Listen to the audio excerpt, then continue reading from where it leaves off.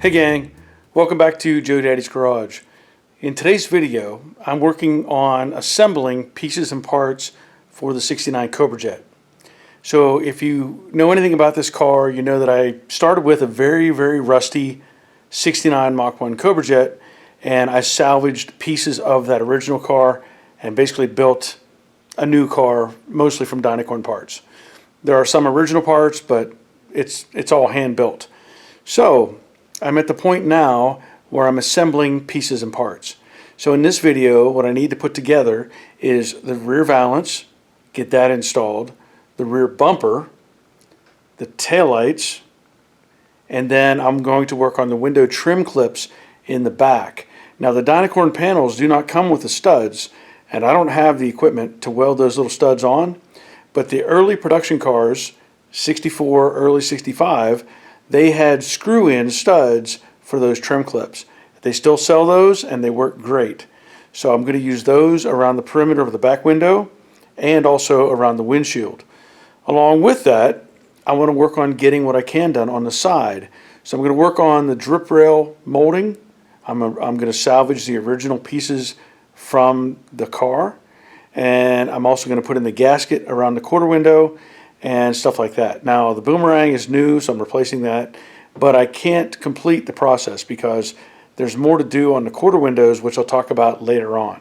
So let's see what I get done on this project.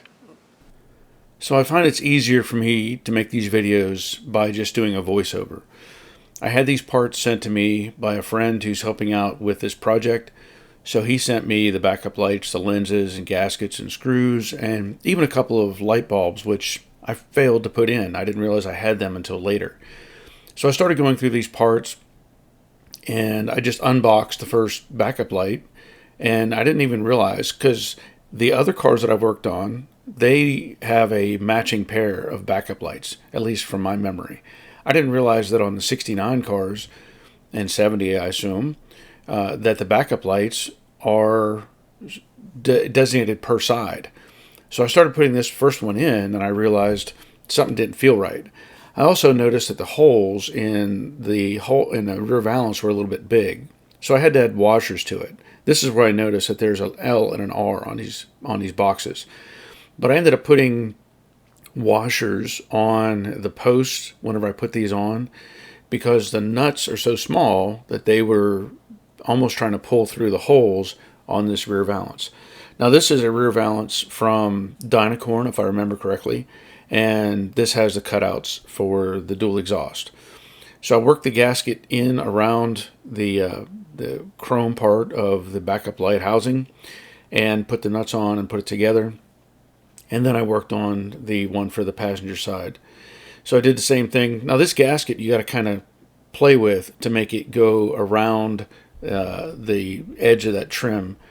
Now when I put the lenses in, I put the gasket in and I set the lens in, and there were some screws that came in the kit, but they were too short.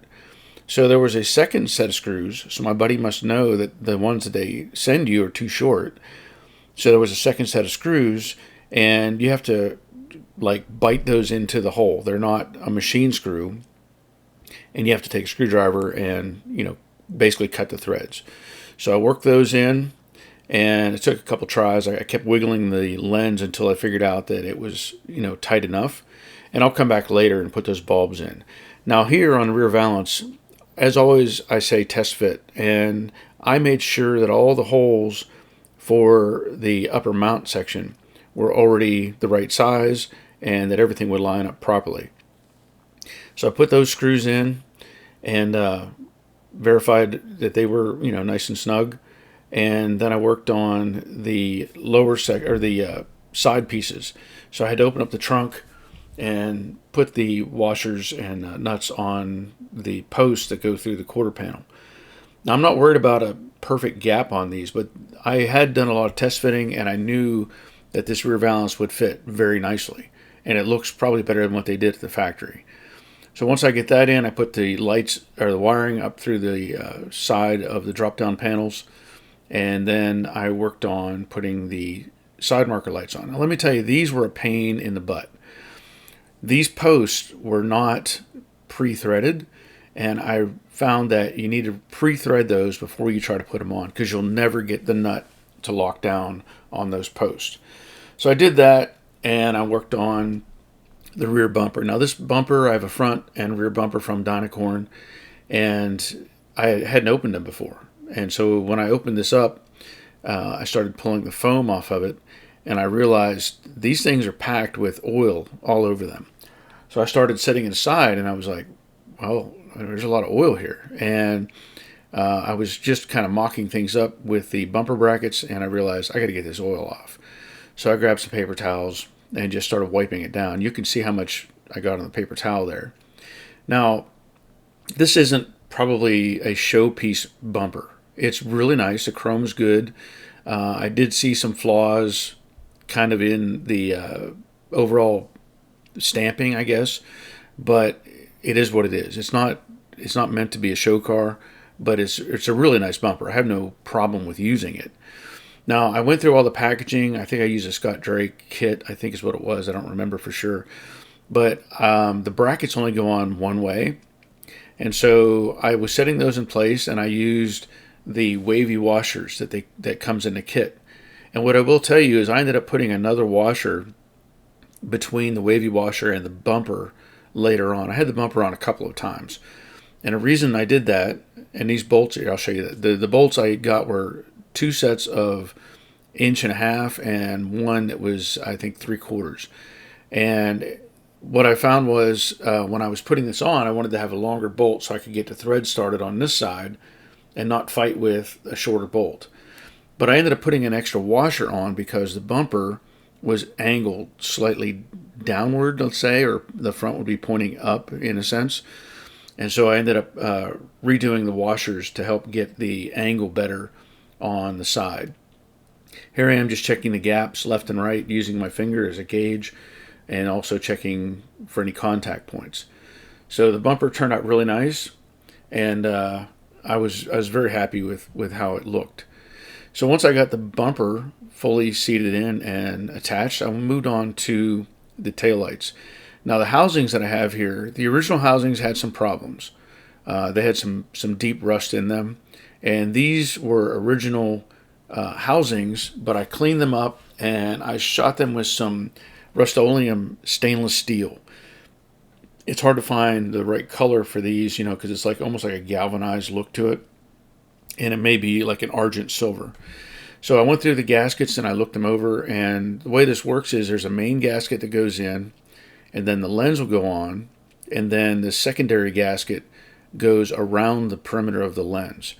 I know they put a lot of effort into trying to make this watertight, and it sort of works, I guess. But we look at modern taillights and we're like, these things are so much better because it's a sealed housing and you're done with it. Now, you put the 4 screws in the perimeter up and down of the main taillight lens, and then I took a screwdriver and pushed the gasket around to make sure it was tight. And then you put this piece of aluminum on, which adds some bling to the taillight itself. So once that is in, I double checked the gasket, made sure it was all pushed down, and then use the big foam gasket to hopefully seal up those lights as best you can. The technology back then was not great, and they did what they could with the materials that they had. Now I also have a hardware kit here, and these lock into the backside of the tail panel.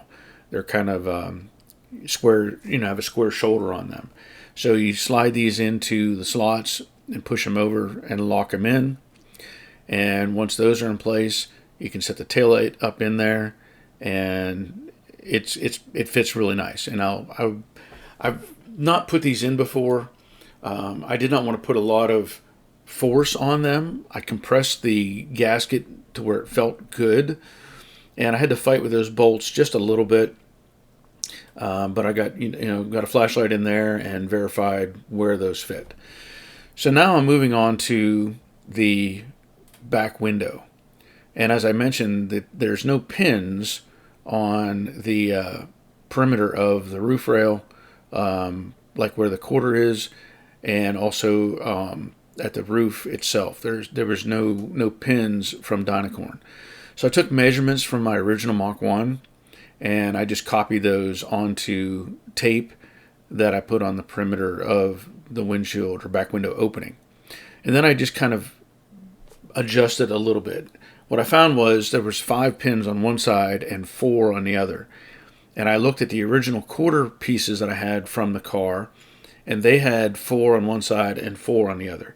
You know, whenever they put these things together, these guys were just spot welding stuff together. I mean, they may have lost count and said, oh, I put 5 in instead of 4. So I just try to average it out and make it 4 on both sides. And now what I'm doing is taking the trim clip and using that as a reference so that I can place the screws, because I'm using the kits from the early cars. In 1964 and early 65, these cars had screw-in pins, and if it worked back then, it'll work now. So here I am putting self-etching primer in those holes because I want to make sure I try to keep out any rust potential. And then I run in these screws around the perimeter of the quarter panel and also the roof. And these things, they're really simple. It works fine. I don't see any issue with these. Some people use pop rivets, but I like the screws because they're not compressing the clip in the center. They allow it to have some movement, and you need that whenever you go to put the trim back on the car. Okay, so I've shown you the installation of the bumper, the taillights, the rear valance, side marker light, and I did a time lapse on installing these clips. So whenever I did this, I used the clip as a reference point, and I basically put it down in the radius and then drilled a hole. Once I drilled all the holes, then I ran the screw in, took it out, and then put some self-etch primer around it and put it back in. I'll point out that when I started doing this, you may have seen I had green clips in here, and I did a number count and I started looking at it. I'm like, wait a minute, that doesn't feel right. So these clips, there was actually a package, I think I put it up in the box. There was a package and it said rear window trim clips, and the number count was right, counting all of these across the bottom as well. So up front is where the green clips were meant to go. And the number count, I think it was 13. There's actually one extra that came in the package. It's laying there on the floor. So I did the same thing. I put the clip against the inner surface here and drilled the holes, put self-etch on, and then moved on from there, putting them all back in place. Now, what I need to do, and I'm going to show you this, is I need to install a few pieces. And one of those pieces on either side is this seal. And this is for the quarter glass and the roof rail. So I can't put this in until I do a couple things. And one of those is putting in the roof rail stainless that goes up on top. So I have to get those cleaned up. But the other thing is, if you look at these, there's these 3 holes that align into the quarter panel. So I've been looking this over, and I have, I think it's laying inside here, I have one of the original pieces. So when I took this car apart, I had just that, that was pretty much it. And I started looking at this and realized that there's a hole here in the new panel, and they're supposed to have a hole here and a hole here. So this is supposed to fit in like that. And there's a lot more to this. If you look at this, there's that ear sticking out there, and that ends up going in this area right here. So what I'm going to do is I'm going to have to make these holes. And this is something I probably should have done before, but I'm not concerned with it. All I have to do is open these up. And I'm going to show you on my car, my original Mach 1, what those are supposed to look like. Also, I wanted to look at some things up here. You know, you've got these channels that hold the window and all that stuff in place. And I'm going to look at this and verify what holes I may need to add moving forward. So let's go look at the original car as a comparison. Okay, now you'll see that this car's up on the lift, but here's the holes I was talking about. So you see this hole right here is oblong. There's another one there that's oblong, and those two are part of that mount for that seal. So I know this isn't the right side, but basically those holes line up with those pins. Actually, I should say there's one up here. So there's one here, and then there's one in the back. But regardless, you have to have those holes for this to sit down inside.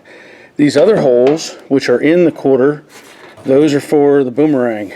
So they push down in there, there's some nuts that go on the bottom, and it wraps up to the top where there's a little stainless piece of trim that holds that goes onto or with your drip rail trim.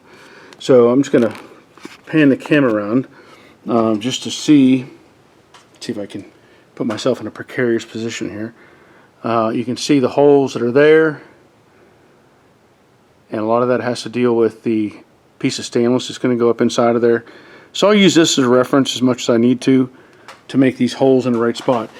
Now, as I said, I probably could have done this before, but I just didn't have the pieces. I didn't have the seals, and so as I'm doing and building things, sometimes I miss it.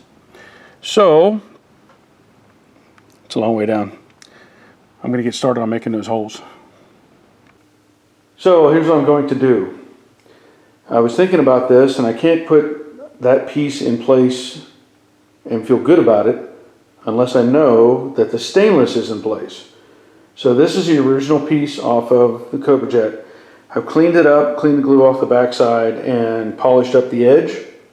And this piece, many of you probably already know, they have these little tabs sticking out right here. Okay, and those are for alignment. One there. There's one here, and I had to push it down because it did not align with the hole that's in the car. And there's one here. Now what those are supposed to do is go in these holes. So there's one there, and then there's one up here, and then there's one here, and so forth and so on. I think this is the one that doesn't line up, but this one does. Okay, so when I put it up in place, it feels pretty good.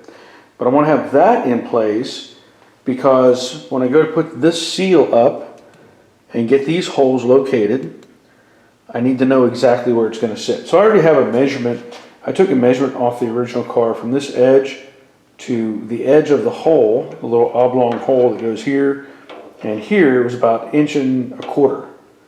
And so I already feel good about that. And like I said, there's a hole there that started. That was already in the metal.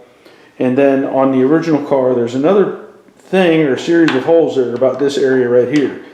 And I think that's part of the latch mechanism, meaning there's a plate. I think there's a plate that goes in that holds the back window. Unfortunately, my car is apart, so I don't have a good reference. But if you look at this back window, when I took it apart, right there, that little plate, I think, goes in the radius. And then this locks onto it when you want to close it.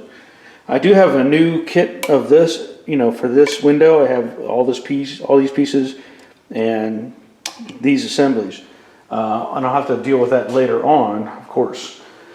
So I want to get that piece of stainless up in place, and I've used this stuff before. This is just simple insulation. You can buy the stuff that has double stick to it. I don't like using that because you can't position it very easily. I mean, it'll hold it in place while you put the screws in, but if you stick it up there and you realize, oh, I got something off, you got to pull that back loose. So I use this on Jade. I may have enough to do both sides, I don't know yet. But I'll put that on the back edge of this and then get it up in place. Ta-da! As you can see, I took some paper and put it on the side of the car just to try to keep any debris off of the paintwork. And I marked where those holes needed to be for that piece of gasket material, the plate that holds it in place. Now what I did is I drilled 2 holes next to each other to create an oblong, what would be an oblong opening. And once I had those 2 holes established, I came back in with my rotary file and I chewed away just enough to make that kind of a slot. And I know this is scary for a lot of people. I'm an aircraft mechanic. I've been doing stuff with these kind of tools for decades, so I'm used to using them. And I would just say be cautious if you're going to try to do something similar. Take your time, and if you can, do this before paint, obviously. So I ended up cleaning up those holes, and then the last hole in the back, I ran a drill through it to make sure the rearmost pin would go through. And once I had that established, I verified fitment with the boomerang to make sure everything would work together. I want to show you this. I did put the screws up into the stainless piece, and that fits just fine. I have the little, whatever these are, I don't know what they call them, those little clips. There's two of those. There's one here, one there, and one behind this right there.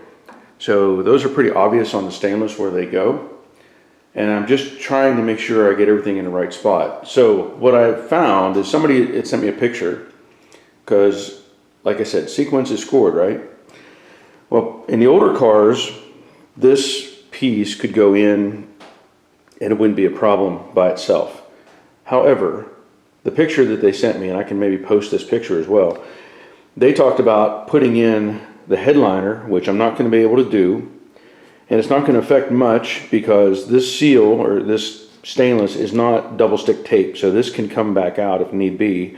But the process or sequence was saying put in the headliner first, then this piece has to go in, and it goes in that corner right there. Okay, so there's a screw that holds that, and that creates the transition from the drip rail into the boomerang. So that would go in, and then this piece can go in after that. But I also need to consider the stainless, rain gutter trim. And I want to show you that and what I'm dealing with at the moment. So as it is, I'm going to take the stainless piece back down, because it's not even, it's not a big deal. And this will have to go up in there, and then these other pieces. So let me show you what's going on with the trim for the rain gutter. So here's what I've been working with. First, let me show you this. This is the deck filler piece from the original car, and you can see just how bad this thing was. There is evidence that rust was barely holding this car together.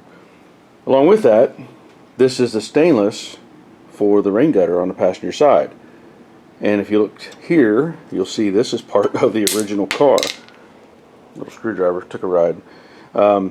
This is part of the original car. So when I took this apart, this broke loose from what was left of the original car. The problem is getting this out. So I've been trying a few different things. I don't want to pry against the stainless and cause any damage to it. And I'm just slowly wiggling this loose. I took some old transmission fluid, leftover transmission fluid, and I soaked this down in an effort to help get this loose from this channel. The stainless itself is in great shape. There's a few scratches and nicks here and there, but it's not like bent or anything. So I need to get that out, and then I can continue with the process of putting the side stuff together. Now on this stainless trim, it took me a couple of tries to figure out the best route of putting it on, I guess, or the best way to put it on. So I started off by putting it gently in place and used that little piece of trim, that overlap piece, to hold it on that back edge. You also see on this rubber mallet, I've added duct tape to it, and the stainless steel is really pretty tough, so it'll handle some impact, but I added some duct tape to try to soften the blow even a little more. Now I got that back section in, and the front kind of wanted to fight me a little bit, so I decided to start at the bottom and work my way up, and it worked out fine. These things, the aftermarket ones are not nearly as good as these originals, so if you can use them, or save them, do that.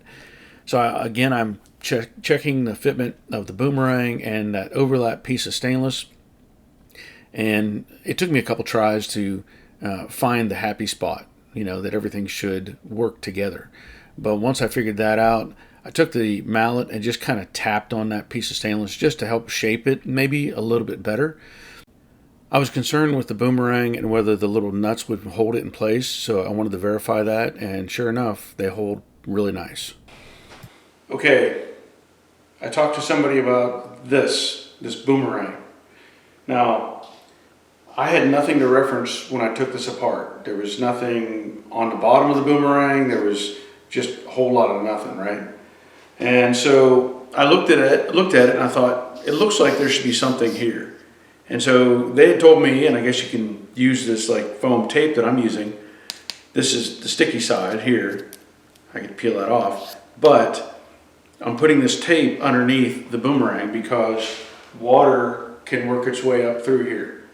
So I'm not ready to put this on just yet, but I just want to show you, because when you put this on, you have to set basically the front pin in and then kind of work it down and push it into place. Now these aftermarket ones, you really have to kind of force them a little to change shape. Let me move up here a little bit. So this, I'll have to push down, and when this bolts in, draws this down, it's going to help it sit, and then this will come back up. Along with that, this little stainless piece that overlaps everything has a screw hole, and that screw hole is not in the new panel. So I had to play with this a little bit. You saw it earlier. I was just kind of pushing it around and trying to find the happy place. What I mean is, where is it going to feel right? And basically, you have to catch everything in the right spot at the right time. So it's going to be fine. It lines up, it hooks on everything like it's supposed to, and I have to run a screw up in here. But I'm not ready for that just yet. There's some other things that I need to take care of, and I have to see. Let me see if I have the part that I want to show you. All right, I'm going to zoom in a little bit here. Now remember, all of this is aftermarket. There's nothing original here. And this quarter glass has a rusted off pin here on the bottom. There's supposed to be a plate down here that attaches, that this pivots on. And then there's a post up here at the top that sticks up and goes into another section up here. But if you look, you'll see this piece and this swing arm. Now this is your latch, the catch for this. So when you want to close the window, you rotate that, and it's supposed to interact with that piece and lock it in. So I have a new one of these. I have this one right here. The problem I have, and if you build one of these, you're going to run into this too, is this piece, which is very, very specific shape, right? It also has the cable on it. And there's some screws that came with this in this kit. Unfortunately, there's nothing here. Like, you can put this in the corner and it'll fit, but there's no holes. So that means I'm gonna have to make some holes and figure out how to attach this. The screws that are in that kit are machine screws, so they should have a threaded hole right here, and there's not. What I'm going to do is take a reference from my original 69 and figure out what the in-out measurement is, because this requires the roof, the headliner, and the pinch weld. So you can't put this, in my opinion, all the way against that edge, because it'll interfere with that. So I'm sure it has to come out just a little bit, and I'll have to figure it out. Now there is one little hole right here. It's like an oblong hole, and I don't know if that is supposed to be part of this. It doesn't look like it. So I'm gonna have to figure that out. And I'll try to get some information on that to show you as I progress. I can, if I wanted to, put the boomerang on right now, but I'm gonna wait until I have that piece done on the inside so that I know everything's in the right spot. Okay, I have a few things to show you. Now, I think I've already addressed this boomerang. I mentioned, or at least I think I mentioned, that I was going to put some of this foam tape underneath it, and that's what I did. I trimmed around it so it fit nice. What I did find though is even with that foam tape, there's still light coming through back here on the inside of this radius. So what I will do after I bolt this down is come back with like a silicone and fill that little space back there. I don't know if I'll try to get it on the outside or not. I'm more worried about it just being on the inside and trying to make this more waterproof. So really there's nothing else that you could do besides maybe add some sealant here up this upper edge, on the inside of the channel. And I may do that as well. I'm just trying to give you some ideas because I don't know what they had on these from the factory. The boomerangs that I took off, there was nothing behind them. I think I have one over here. So here's the original. I don't see any evidence of a sealant on there. I'm saying it can't hurt if you want to try to help keep some of the water out. The rain gutter should do a pretty good job of that, but anyway. The other thing, this post that goes up here. Now, I salvaged these off of the original car, and I will tell you that the screws broke when I was taking them apart. So these are 832, and these are stainless, so I'm replacing them with. And I went and got some number 8 stainless lock washers, and also some number 8 stainless flat washers. And these screws are, the original screws were basically 3/4 of an inch long. And what you end up doing is you take this little piece of stainless and slip over that post. And then this is for the driver's side.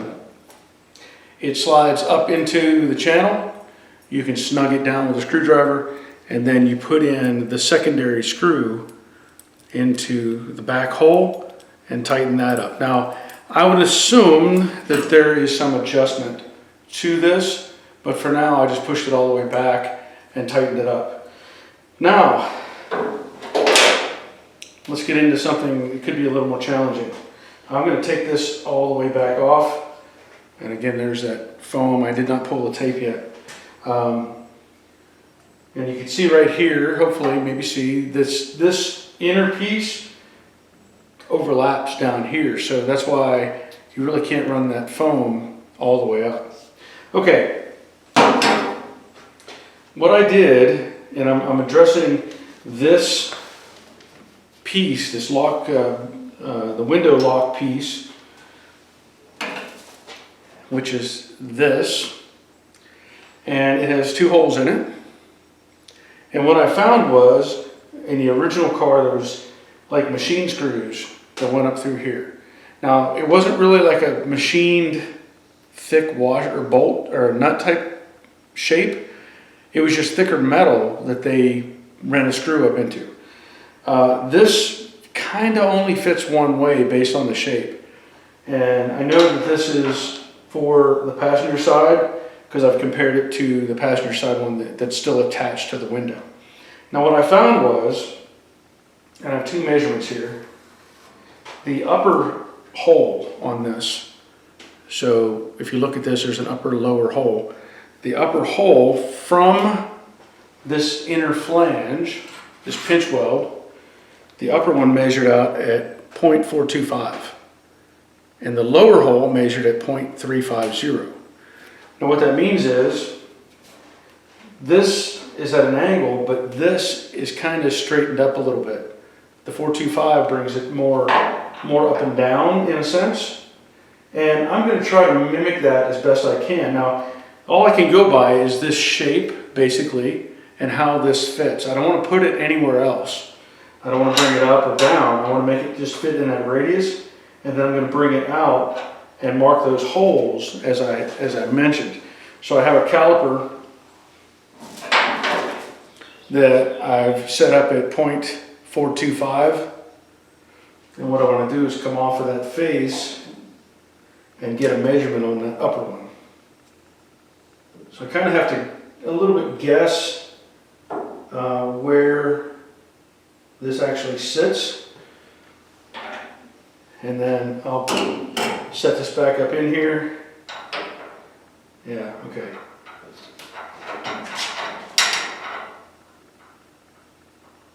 So the hole is actually way up here.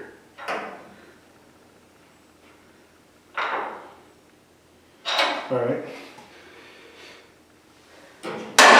I know it's tedious, but it's the little details that make the difference. So there is where my 425 is.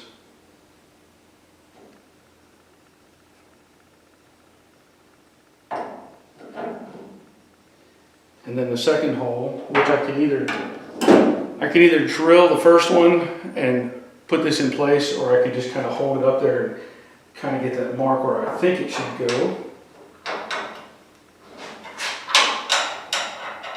Put my head in the way. Okay. And as I said, the lower hole is 0.350.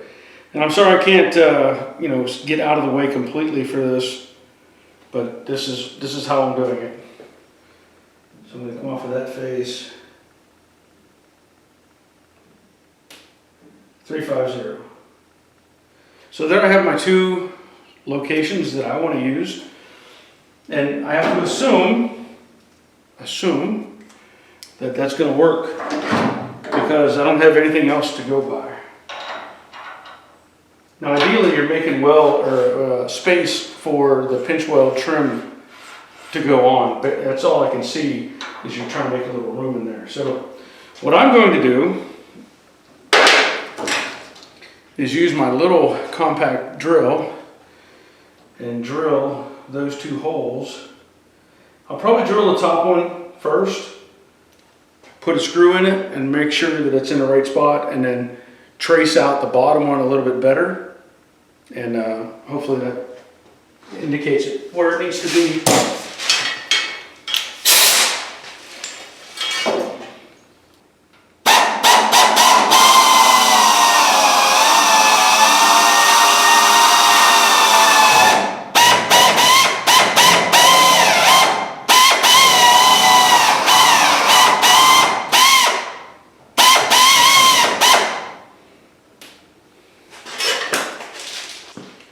Now the other thing that I did was I went and bought some 3/4 inch self-drilling button head screws. So I'll have to try to get that to bite into that hole that I started and see if it'll take it.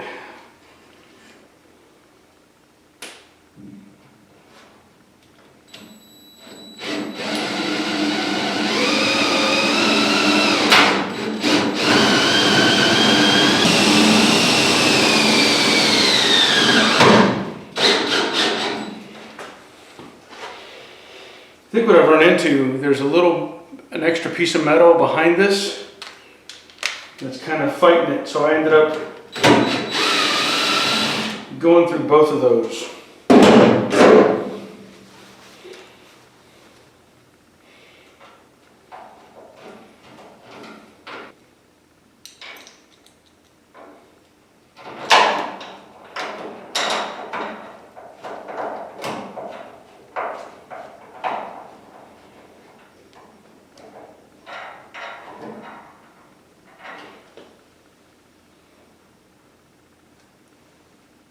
Yeah, looks like my measurement is where I want it to be.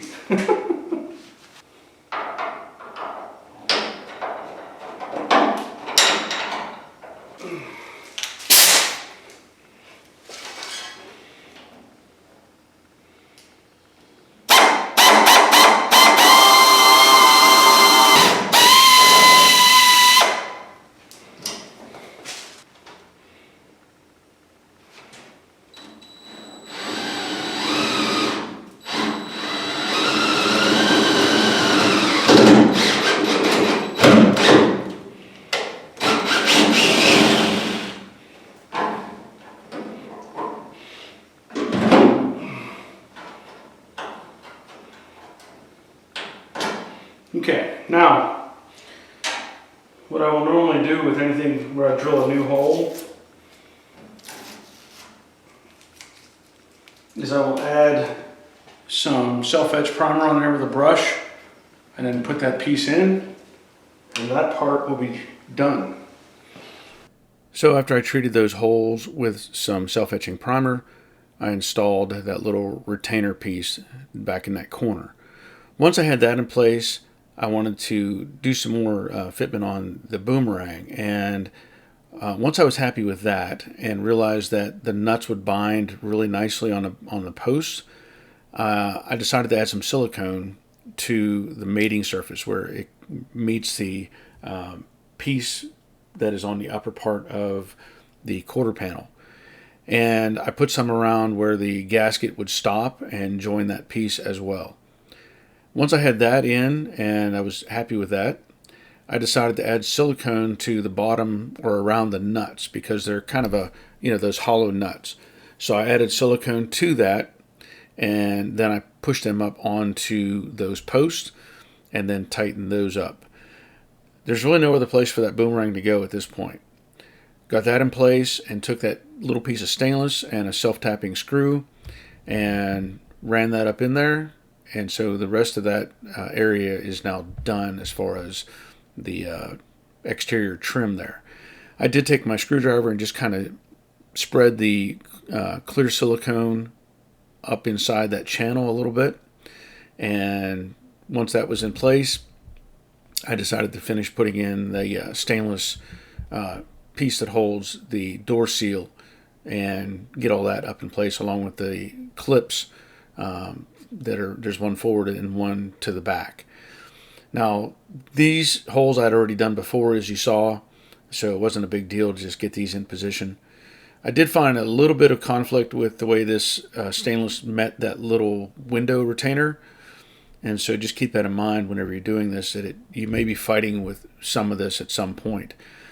I got the clips in place, made sure everything was good, and once everything was tight and I had the screws all set, I went ahead and started working on getting the gasket in place.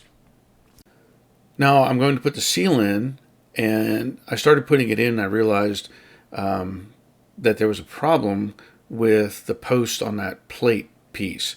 I tried to put the nuts on and they didn't want to start, so I had to take it loose and kind of do it outside of the car. And so just a point of reference there. Run those nuts down before you start, and it'll just make it easier moving forward.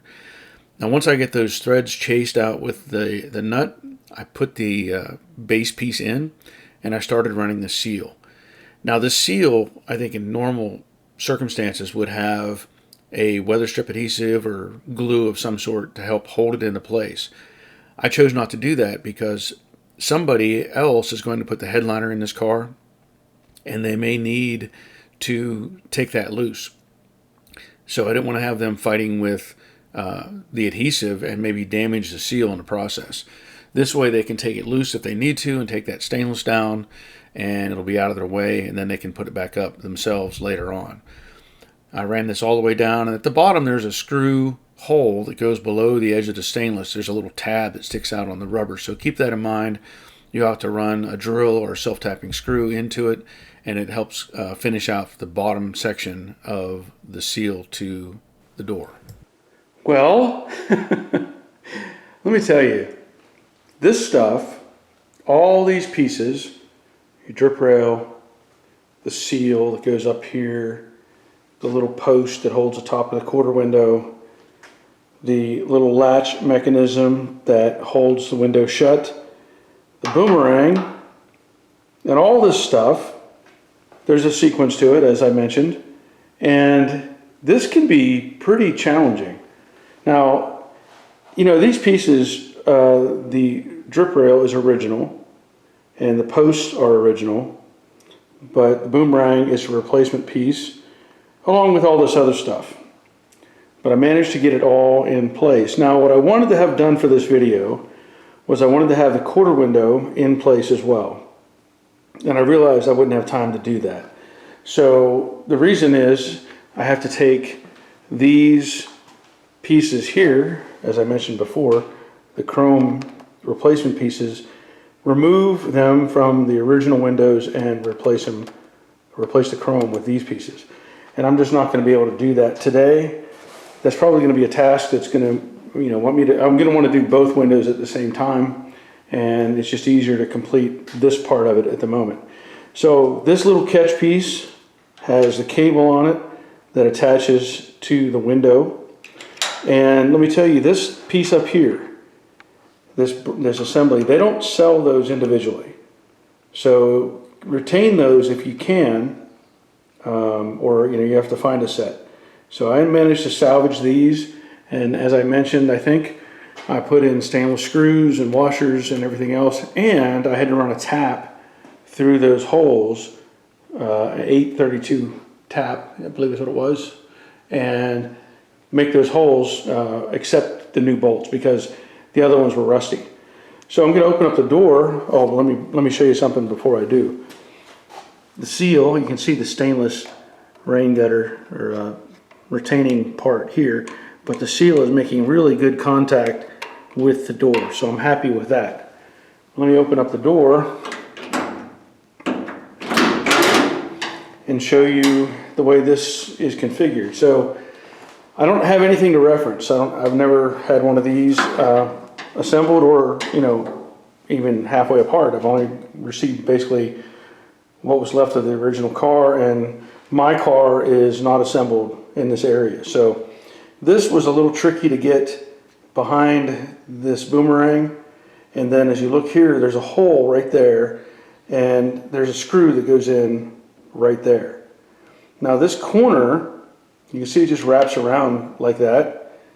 What ends up happening with that, as near as I can tell, is these pieces, they end up in here, and they sit kind of at an angle, and my assumption is they cover up that little flap and holds all that in place. This only has a cutaway on the corner here, so it has to, it fits up in like this. I already know that for a fact, that it fits up like that, and that'll take care of all this area. Now the thing is, I can't put that piece on yet, at least I don't think I can, until I mount this piece. Now what happens is the glass, that top corner, has to go up onto that, but to do that it has to go down through this area right here, the post does, and this will be then installed on the inside, come up through, kind of hard to show you this, come up through and attach to that post. So you can see that's why you need that access right there, is for that hole. And then once you get that in, it's just a matter of fighting with it until you get the window to fit the way you want. And then this piece, you have to take that little cover off or take that apart and swap that cable out with that little handle. Sequence is scored. So that's where we're at. I'm very happy with how this is looking right now. There are obviously more parts to go on the car, and those will be getting there as soon as I can, but I'm very happy with this at the moment. So I wanted to have more done, but sometimes life gets in the way. And I recently had a really good friend lose a granddaughter, and we were there for them for the whole process, the funeral, all those things. And I'm more than willing to give up my time for them over stuff like this. Family, friends, they all matter, and we only get so many. Now, I want to thank you for being here, for watching. If you would, leave a comment, thumbs up, share the video if you can. And if you're interested in helping me continue making these videos, you can join my Patreon. There's a link in the description below. And as always, I thank my patrons the most, because without them I wouldn't make these videos. They help me continue moving forward, and they also encourage me to keep making these videos. So beyond that, if you're interested in helping out just monetarily, there is a tip jar, also a link down below for that in the description box. Otherwise, that'll be it for this video. So until next time, take care of yourselves. See ya.